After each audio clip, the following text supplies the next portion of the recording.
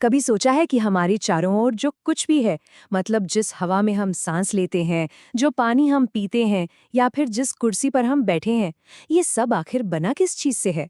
आज हम इन्हीं हाथ से लिखे नोट्स के सहारे पदार्थ की दिलचस्प दुनिया में गोता लगाने वाले हैं। तो आज का हमारा सफर कुछ ऐसा रहेगा। हम बिल्कुल बेसिक से शुरू करेंगे कि आखिर ये पदार्थ है क्या, फिर इसकी अलग अलग अवस्थाओं को समझेंगे। हम ये भी देखेंगे कि ये बदलता कैसे है, और आखिर में हम इसे कैसे बांटते हैं और कैसे इससे तरह तरह के मिश्रण बनते हैं, इस पर भी नजर डालेंगे। ठीक है, तो चलिए शुरू करते हैं।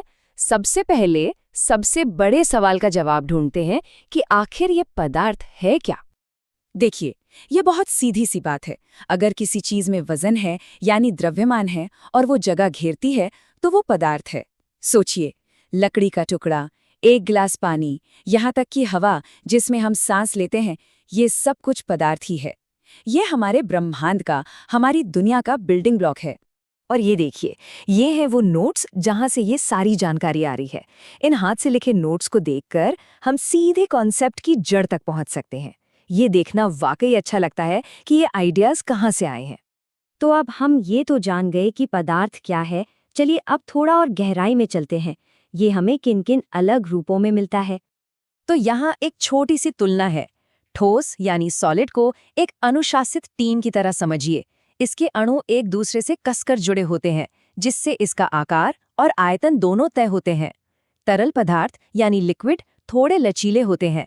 उनका आयतन तो तय होता है, लेकिन वो जिस भी बर्तन में डालो उसी का आकार ले लेते हैं। और गैसें, अरे वो तो पूरी तरह से आज़ाद हैं। उन्हें भरने के लिए जो भी जगह मिले वो उसी में फैल जाती हैं। और यहीं पर चीजें दिलचस्प हो जाती हैं। पदार्थ अपनी अवस्था बदल सकता है। जब बर्फ पिघलती है तो वो ठोस से तरल बन जाती है। जब पानी उबलता है तो वो तरल से गैस बन जाता है। और एक मजेदार प्रक्रिया है ऊर्ध्वापातन, जिसे सब्लिमेशन कहते हैं, जिसमें कोई ठोस चीज सीधे गैस बन जाती है ना कमाल की बात। अच्छा, तो पदार्थ बदलता कैसे है? वैसे दो मुख्य तरीके हैं जिन्हें हम देखने जा रहे हैं, भौतिक और रासायनिक, यानी फिजिकल और केमिकल चेंजेस। एक बार फिर हम अपने हाथ से लिखे नोट्स को देखते हैं। ये तुलना साफ साफ दिखाती है कि ये दोनों तरह के बदलाव एक दूसरे से कितने अलग हैं। तो इसे याद रखने का सबसे आसान तरीका ये है। भौतिक परिवर्तन को पलटा जा सकता है, जैसे कपड़े बदलना। आप हमेशा अपने पुराने कपड़ों में वापस आ सकते हैं।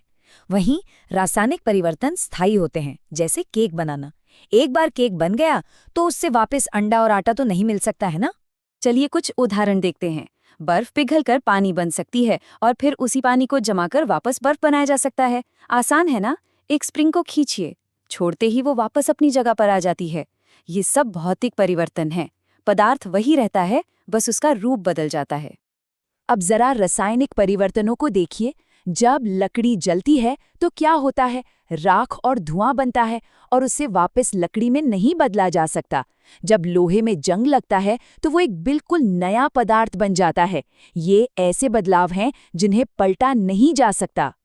हाँ, और नोट्स में एक और जरूरी बात बताई गई है, पानी का बॉइलिंग पॉइंट और फ्रीजिंग पॉइंट।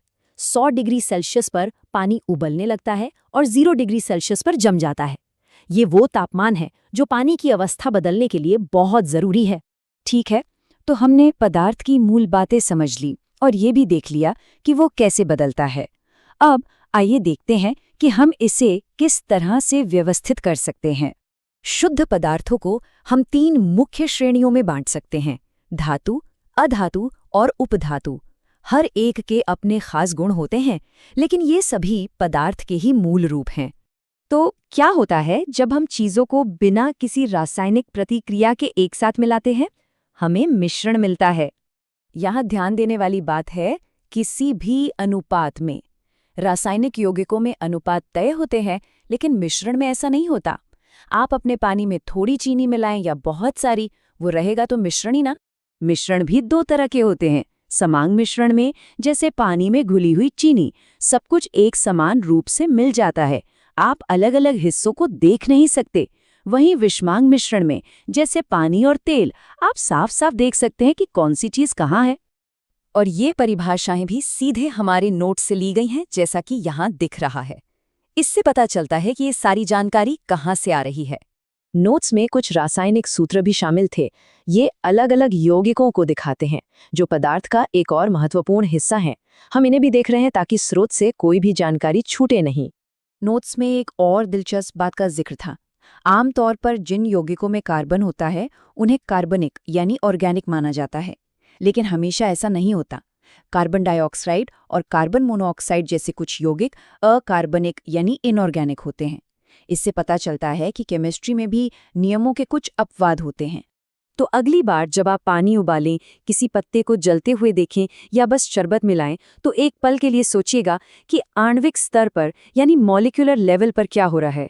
ये सब केमिस्ट्री है जो हर पल हमारे आसपास घट रही है। और अब आप जानते हैं कि पर्दे के पीछे क्या विज्ञान काम कर रहा है।